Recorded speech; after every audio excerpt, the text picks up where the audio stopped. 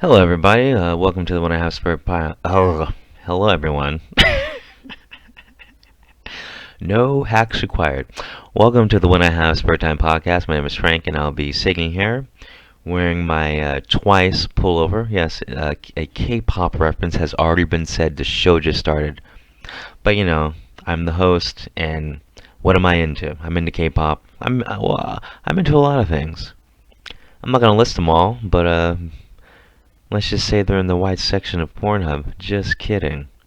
That is a throwback reference to a previous show about my friend Melanie because she does her stepfather. But we're not going to rehash that. Um, but here's the thing. If you tell me something like, I'm doing my stepdad like Melanie told me, or just like crazy information like that, I'm assuming you're telling me because you don't want it to be a secret because I wasn't told to keep it a secret. Like I used to be friends with this guy named Pete Farina. He slept with his aunt. Whatever, I don't care. He's white. That's what white people do. Um,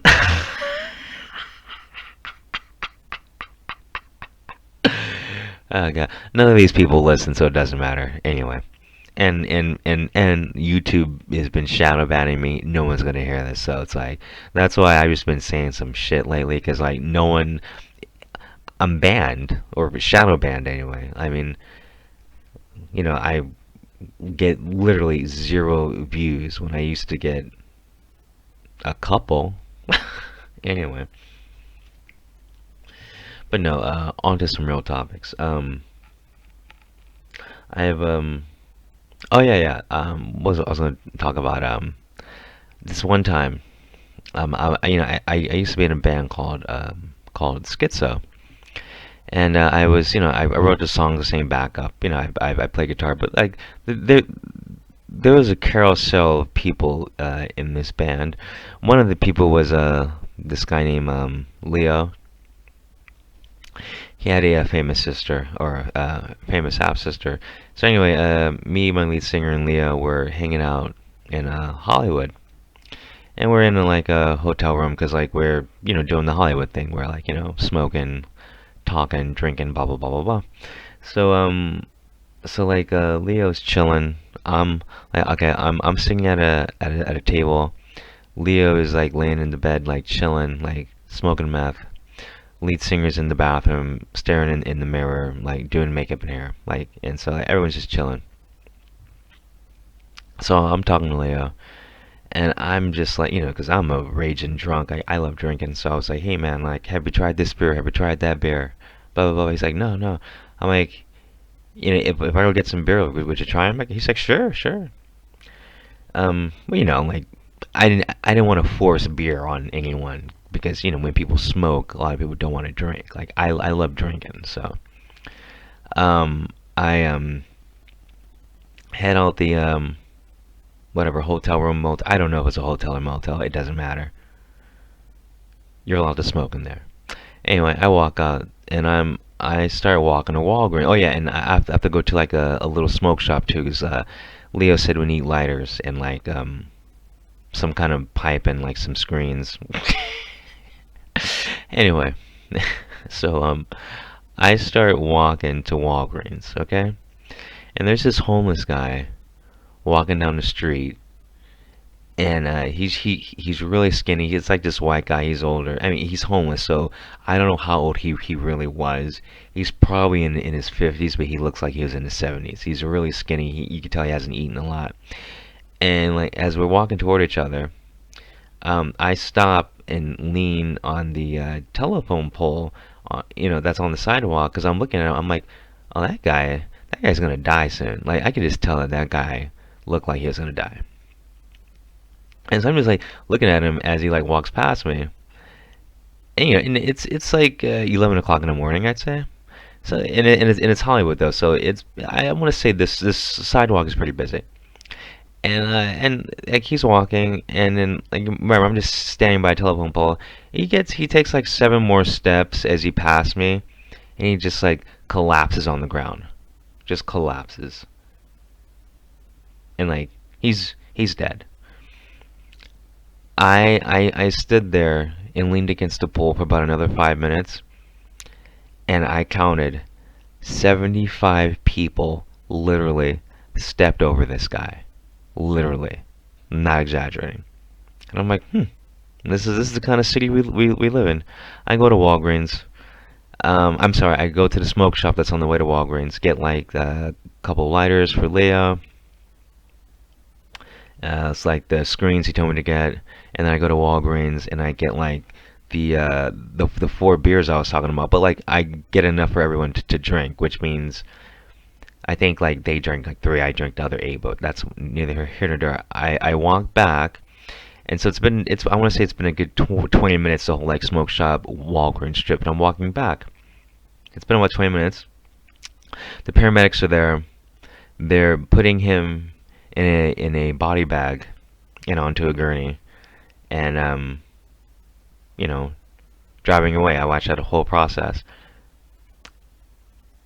and it just made me realize how I don't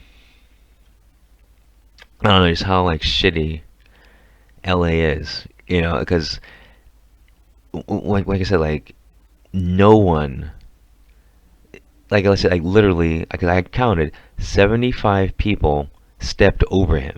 That's not counting the people who walked past him or around him. I'm talking like literally stepped over his dead body. Okay, that's Los Angeles for you. And that was a very life-changing moment for me. Um, Seeing that happen, I don't know. It just made me realize like the only person you can really depend on is yourself. Um, and then like when I got back to the hotel room, like I didn't tell any of them what happened because it's like whatever. I don't want to kill anyone's high, and it didn't affect me in either a positive way or negative way. Actually, I was just more like, wow, so this is how the people in this city are, and like no one and like when he uh first collapsed, no one did anything.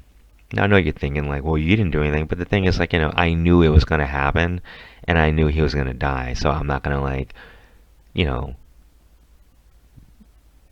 pretend like those people like didn't know that he was dead. Like, because like when I first saw him, I'm like, oh, that guy's about to die. Like I could just tell. So, but anyway, back in the hotel room.